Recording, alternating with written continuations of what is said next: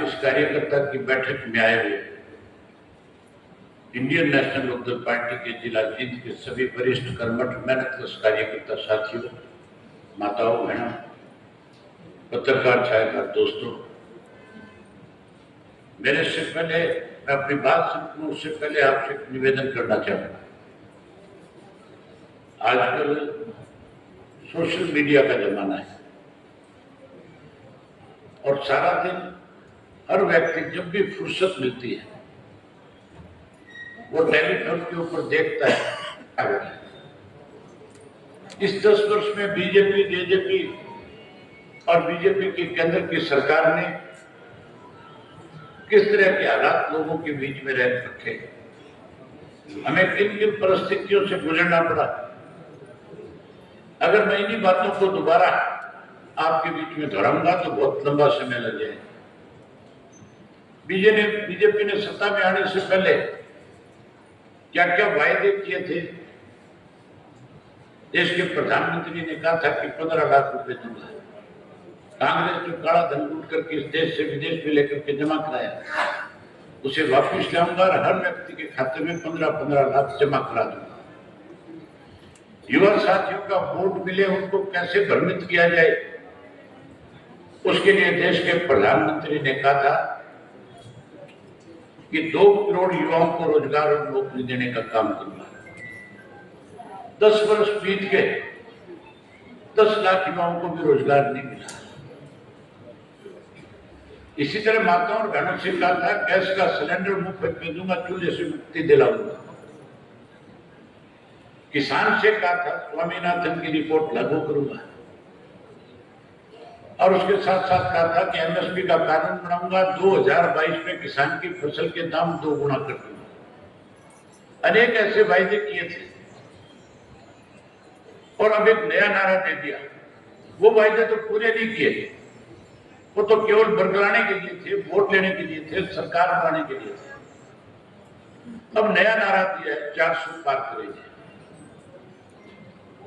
400 पार करने वालों की हालत ऐसी है कि उनके पास अपनी पार्टी के उम्मीदवार नहीं, उनके पास अपने कोई ऐसे कार्यकर्ता नहीं है जिनके ऊपर वो ये भरोसा करे कि हम इनको अपना उम्मीदवार बना करके टिकट दे करके लोगों के बीच में भेज दें।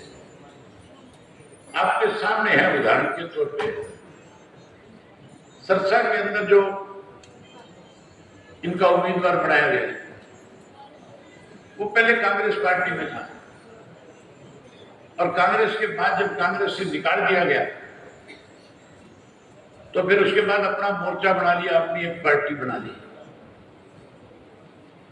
जब लगा कि इसके साथ कोई लोग विश्वास नहीं कर रहे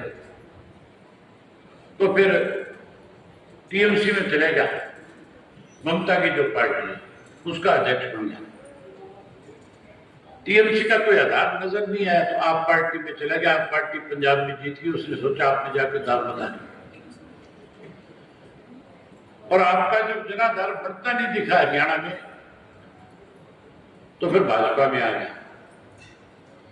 ये भाजपा में जब शामिल हो गया था उसके बाद सरसा के अंदर एक शादी थी हमारे मिलने वालों की, उसने मुझे भी आमंत्रित कर रखा था, ये भी उस शादी में पहुंच गया।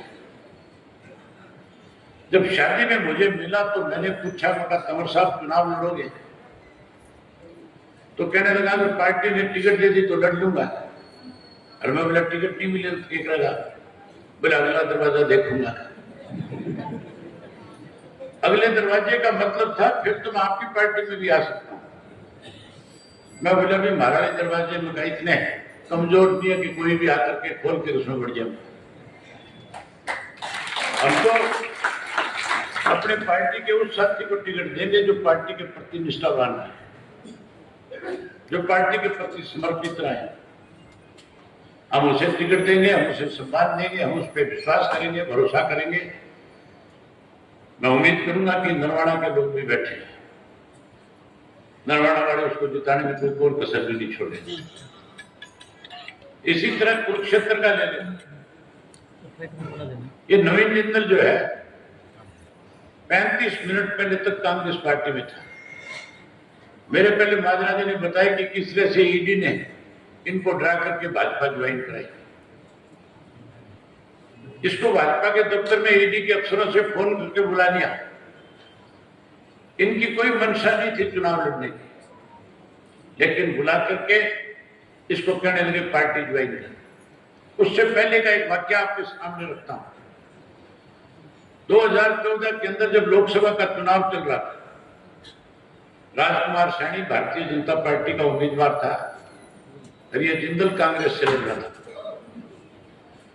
जब ये कांग्रेस से चुनाव लड़ रहा था, नरेंद्र मोदी कुरुक्षेत्र में जनसभा करने आए और उस जनसभा में जो भाषण दे रहे थे तो कह रहे थे मैंने तिजोरी के अंदर पैसा देखा है।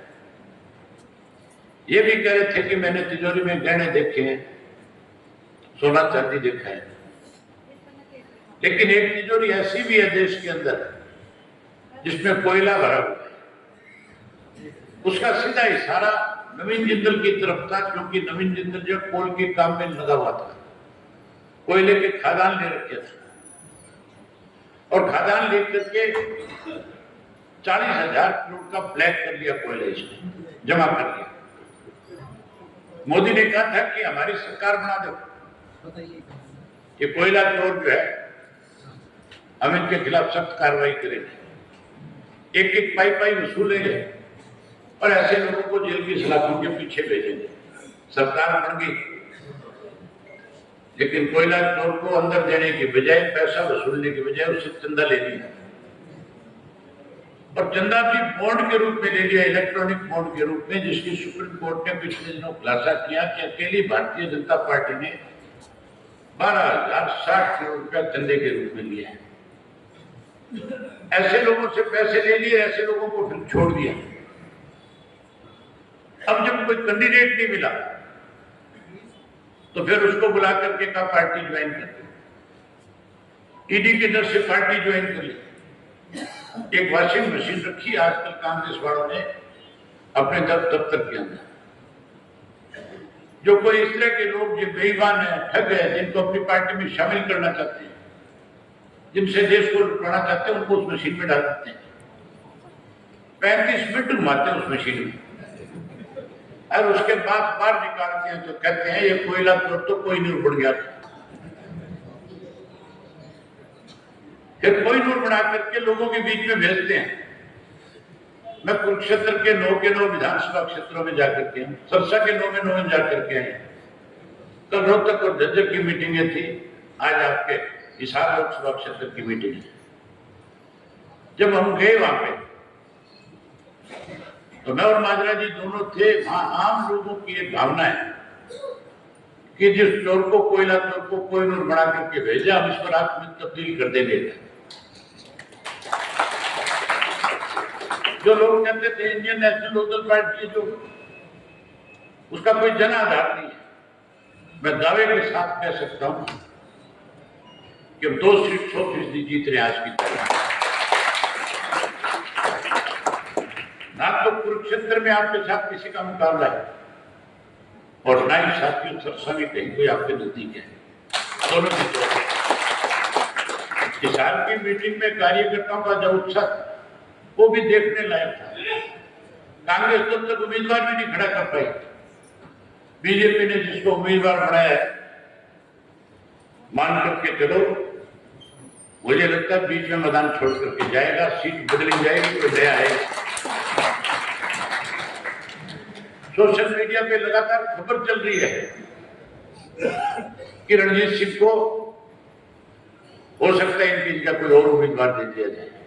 अब ये लड़ा भी दिया तो आपको याद होगा सन 1998 में भी एक बारी कांग्रेस के टिकट पर चुनाव लड़ा था। 80,000 वोट मिले थे, जमानत जब्त हुई थी, जमानत करा करके लोगों ने भेज दिया था। हरियाणा का आदमी जो है इस बात को कभी नहीं भूल सकता कि चौधरी रणजीत सिंह ने भी चौधरी देवीलाल की पीठ में छुरा घोंपने का काम किया था। आपको याद होगा जब सन 1987 के अंदर सरकार बनी और चौधरी देवीलाल जब डिप्टी प्राइम मिनिस्टर बने, उस वक्त देश के लोगों ने चौधरी देवीलाल को प्रधानमंत्री बनाया था, सारे मेंबर पार्लियामेंट। ये अकेला ऐसा व्यक्ति था जो वीपी सिंह को प्रधानमंत्री बनाना चाहता था। अरे इसलिए बनाना चाहता था कि चौधरी देवीलाल को चीफ मिनिस्टर रखा जाए चौटाला साहब की ये सोच थी कि चौधरी देवीलाल प्राइम मिनिस्टर बने और चौटाला साहब इसको चीफ मिनिस्टर बनाना चाहते थे चौधरी रणजीत सिंह, लेकिन इसकी सोच ही और थी। ये तो कहीं अपने दाम में लगे हुए थे। इसलिए उस 89 में सरकार को तोड़ने के लिए भी दिल्ली के होटलों में षड्यंत्र रचे जाते थे।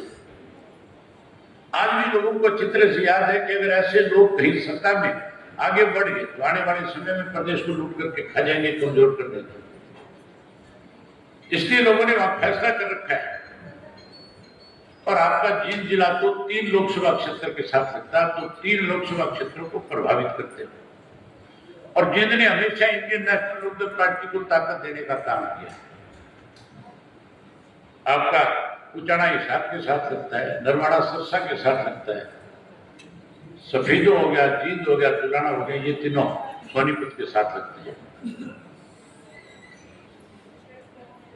हम 6 अप्रैल को चौटाला साहब से मिलेंगे। 6 अप्रैल को चौधरी देवीलाल की पुण्यतिथि है। कुंडू साहब ने आपसे अपील भी करी है कि चौधरी देवीलाल का जो स्टैच्यू है उसके ऊपर सारे सुबह 8 बजे 6 तारीख को इकट्ठे हो और हम 6 को चौटाला साहब से जब मिलेंगे तो उनको सारी बातों से अवगत कराएंगे कि पार्टी की कार्यकर्ताओं की कहां किस किस को चुनाव लड़ाने की इच्छा है। फिर चौटाला साहब जो फैसला करेंगे हम सब मिलकर के उसकी मदद में लगेंगे। मेरा आपसे निवेदन है, जिन जिले की रिश्तेदारी कुरुक्षेत्र में भी है, आपके मेरे ख्याल क्या तब तक का जो इलाका उसमें सारे में रिश्तेदारी है। जहां आपके कोई रिश्तेदार बैठे हैं, जहां कोई भाईचारा है, जहां कोई दोस्त और मित्र बैठे हैं, उन सबसे भी आप निवेदन करना, अभी से उनको टेलीफोन करना। इस हाल में जितनी भी आपके नजदीक लगता हुआ इलाका है जिसमें रिश्तेदारी है वहां पे भी करो। पूरे हरियाणा में जहां जो आपका जानने वाला उससे कहो कि इंडियन नेशनल लोकदल पार्टी की मदद करें। आज हालात इस किस्म के हैं प्रदेश में कि लोग भारतीय जनता पार्टी से बहुत दुखी है, परेशान है, इसकी सरकार को बदलना चाहते हैं। मैंने जब 24 फरवरी से लेकर के 14 सितंबर तक परिवर्तन यात्रा करी थी, जब 2000 से ज्यादा गांव में गया था, 4200 किलोमीटर से ज्यादा का जब सफर किया था, 6 महीने 11 दिन चला, मैंने बहुत नजदीक से सारी चीजों को समझने का काम किया। हरियाणा के लोगों में कितना बड़ा बदलाव है ये आप सोच नहीं सकते। मैं जब गया था तो हर व्यक्ति खुल करके ये कह रहा था, बच्चा, बूढ़ा, माताएं, बहनें, जो मिला मुझे, कि हम सरकार से बहुत दुखी है। कहीं पीने का पानी नहीं था, कहीं स्कूल में मास्टर नहीं थे, कहीं अस्पताल में डॉक्टर नहीं थे, सड़कें टूटी पड़ी थी, भ्रष्टाचार को लेकर के लोगों के सामने बड़ी परेशानी थी। इस सरकार बनने के बाद किसान दुखी हुआ, मजदूर दुखी हुआ, व्यापारी दुखी हुआ, कर्मचारी दुखी हुआ, ये माताएं बहनें भी गैस के सिलेंडर के मुफ्त के चक्कर में परेशान।